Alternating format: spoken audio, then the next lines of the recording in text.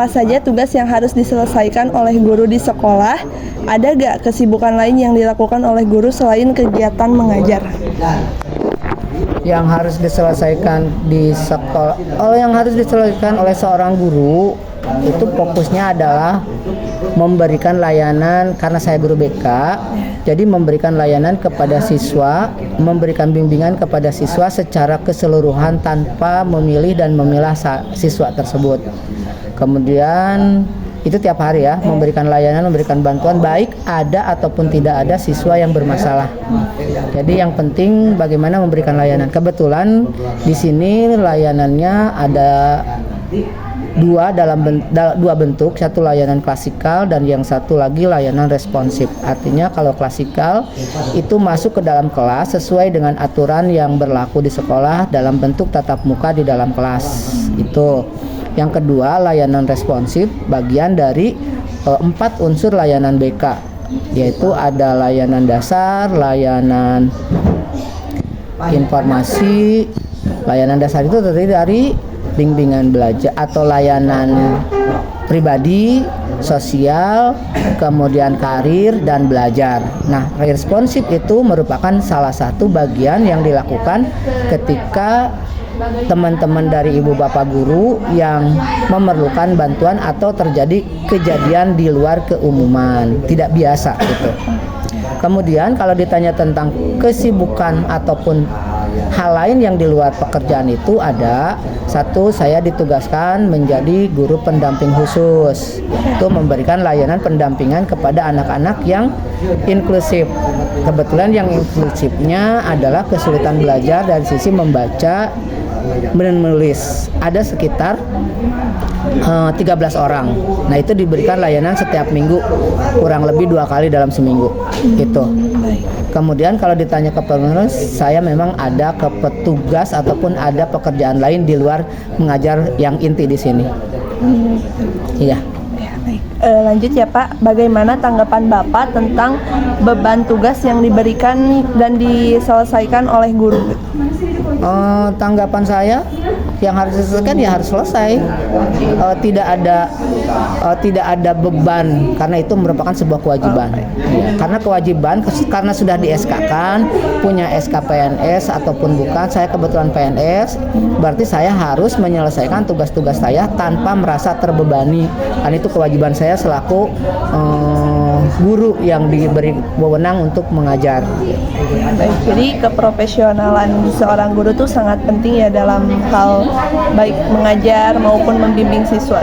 Iya, secara umum ya kan itu merupakan salah satu bagian dari 4 unsur tugas guru. Salah satunya adalah tugas keprofesional, pengembangan diri juga ada. Karena profesional ya harus bisa-bisa dan pandai-pandai menjaga mood seorang guru ketika sedang tidak nyenak, ketika sedang tidak nyaman di hadapan anak-anak itu tetap harus kelihatan lebih baik gitu. Selanjutnya, bagaimana tanggapan Bapak tentang kurikulum yang berlaku pada saat ini dan apakah berpengaruh besar terhadap proses pembelajaran? Tanggapan saya tentang kurikulum yang sekarang itu yang mana? Yang kurikulum Merdeka ya. Atau kurikulum yang terbaru berdasarkan dari kementerian yang baru juga? Oh, ada lagi? Iya, ada. Sekarang kan bukan lagi kurmer, tapi kurikulum yang mungkin belum tersosialisasikan, belum direspon dan ditanggapi oleh banyak orang. Jadi masih kene agak 50-50 gitu. Tapi kalau tentang kurmer itu bagus karena berorientasi kepada keaktifan siswa. Kalau dulu itu guru oriented, kalau sekarang itu siswa oriented. Artinya guru itu tugasnya hanya mendampingi, hanya membantu secara umum keperluan-keperluan, paling tidak mungkin hanya memberikan pemantik supaya anak bisa membuka wawasannya. Kemudian yang satu lagi apa imbasnya? Iya. Imbasnya terhadap apa? Pembelajaran. Imbasnya terhadap pembelajaran diharapkan itu lebih efektif karena siswa yang mencari, siswa yang menemukan. Jadi diharapkan dengan kurikulum Merdeka ini pembelajaran lebih menyenangkan buat siswa. Tapi siswanya berperan aktif nggak Pak dalam pembelajaran tersebut? Alhamdulillah kalau dilihat secara umum siswa berperan aktif. Artinya artinya guru betul-betul hanya membantu memfasilitasi keperluan mereka sendiri. Keperluan mereka sendiri itu maksudnya keperluan peserta didik itu sendiri. Oh, baik. Selanjutnya, bagaimana tanggapan Bapak mengenai kesejahteraan yang diterima guru saat ini? Nah, baik dari segi gaji, tunjangan maupun fasilitas yang ada di sekolah ini yang diberikan gitu. Untuk PNS atau untuk honorer ini? Atau untuk saya? Untuk Bapak gitu, menurut Bapak. Kalau ditanya tentang tanggapan kesejahteraan, alhamdulillah apapun yang didapat dari semua dari pemerintah ataupun dari yang lain itu dinikmati, disyukuri karena itu merupakan rezeki yang tidak bisa dilupakan. Kalau bicara tentang keprofesian, alhamdulillah secara kesejahteraan sejahtera, kami rasakan sejahtera, menikmati hasilnya karena tidak saya juga tidak abai dengan kewajiban sehingga betul-betul merasakan kenikmatan itu ada. Selanjutnya, tanggapan Bapak mengenai guru yang harus melanjutkan ke jenjang PPG itu seperti apa sih? Saya sebetulnya kurang paham kalau ditanya itu mah, karena tidak begitu mencermati perkembangan PPG. Satu, karena saya sudah melaksanakan dulu waktu zaman saya itu sertifikasi dalam bentuk PLPG, pendidikan latihan profesi guru. Jadi waktunya hanya sekitar kurang lebih 2 minggu, dilatih, ujian, lulus, udah selesai.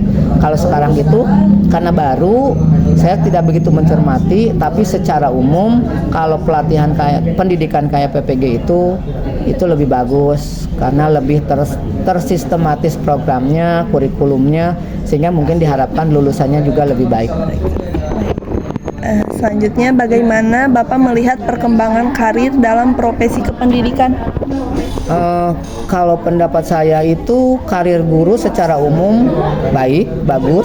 Artinya karena tiap tahun itu ada yang purna bakti, banyak guru yang purna bakti, jadi otomatis dari beberapa tahun ke belakang itu profesi guru itu sangat memungkinkan untuk lebih banyak lagi, lebih menarik lagi dengan kondisi kesejahteraan yang ditawarkan oleh pemerintah yang cukup baik, sehingga ada kesetaraan kesejahteraan baik PNS guru ataupun PNS yang lain.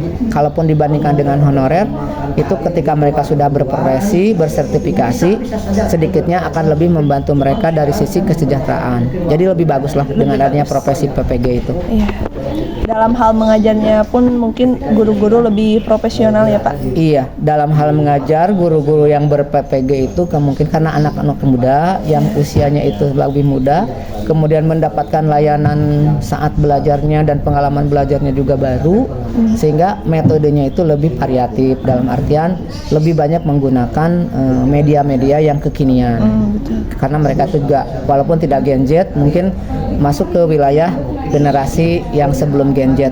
Jadi generasi 90 2000-an ya. Mereka itu masih muda. Nah, sementara dari saya ataupun dari teman-teman yang usianya udah 40 tahunan ke sana itu lebih kurang begitu menguasai bidang iptek. Nah, gitu. Jadi pendidikannya mungkin kreativitasnya tidak bisa dibandingkan dengan mereka yang lebih belakang.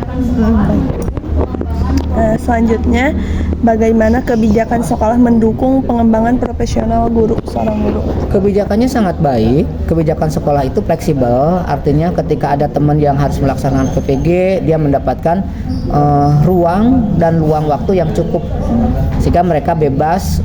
Mereka memiliki kewajiban untuk masuk kelas, memiliki kewajiban untuk membantu layanan siswa, tetapi ada pada saat mereka harus melakukan kegiatan ke PPG-annya, mereka diberi ruang, diberi kesempatan, jadi tidak ditahan, disilahkan mau 1 hari, 1 minggu dan seterusnya, selama itu untuk kepentingan pengembangan dia sendiri menjadi seorang guru yang lebih profesional.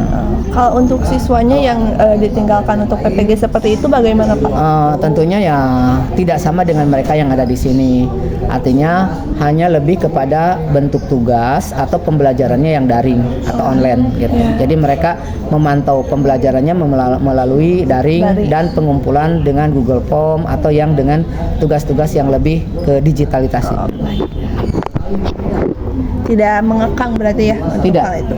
Kebijakannya itu fleksibel, tidak mengekang. Oke. Selanjutnya, apa saja tantangan terbesar yang dihadapi Bapak dalam menjalankan tugas sebagai pendidik dari tahun ke tahun? Tantangan bagi saya ketika jadi seorang pengajar itu malas aja sih. Oh, malas. Menghadapi kemalasan. Karena malas itu datang setiap saat, kapanpun dan dimanapun, juga tidak mengenal siapanya. Itu saja sih sebenarnya tantangannya. Kalau tantangan paling, kalau secara pendidikan mungkin tantangannya tantangan era belajar digitalisasi, gitu aja sih. Harus pemerintah ataupun pemegang kebijakan menganjurkan untuk digitalisasi, sementara di sekolah belum siap secara utuh memberikan layanan kepada kami seperti ini. Itu jadi tantangan bagi kami. Jadi kami harus bisa mengimbangi mereka mungkin dengan cara mencari dan mengadakan dan membawa peralatan sendiri, media-media belajarnya sendiri.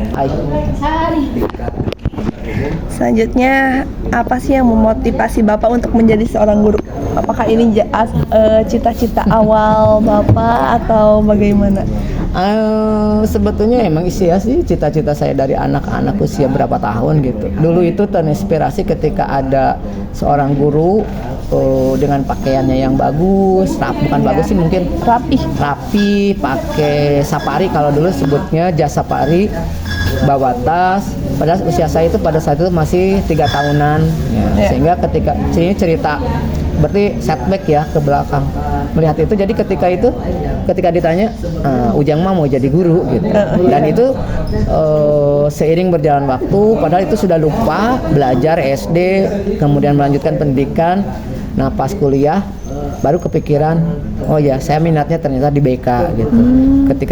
Karena mengapa saya senang dengan dunia psikologi, dunia pendidikan, akhirnya memilih di situ. Akhirnya kemarin itu karena saya sudah iya bener, ketika sudah selesai S1 kemudian dapat SKPNS, ada keinginan dan ada kesempatan untuk melanjutkan pendidikan S2, akhirnya melanjutkan pendidikan S2 di BK UPI. Alhamdulillah selesai tahun 2016 dan sekarang sudah selesai.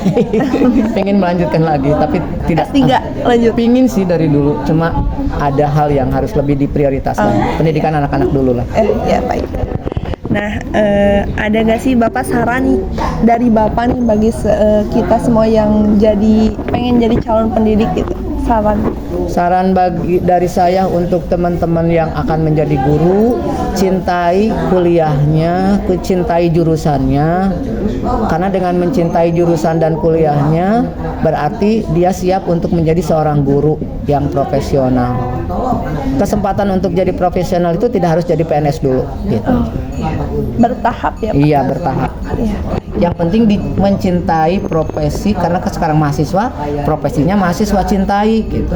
Kemudian buat step plan-nya yang baik dan benar, sehingga kalau saya sering menyampaikan kepada anak saya, yang pertama, yang kedua, boleh aktif di dunia kemahasiswaan itu sampai semester 4.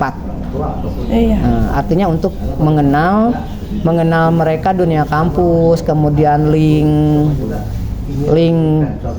untuk mencari beasiswa, mencari pasca pendidikan dengan aktif di kemahasiswaan itu akan mencapai ke sana.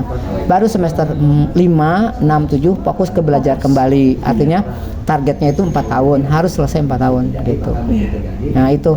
Nah dengan demikian maka kesejahteraan, pendidikan beres tepat waktu, akhirnya profesi juga secepatnya mendatangi. Alhamdulillah dialami oleh anak saya.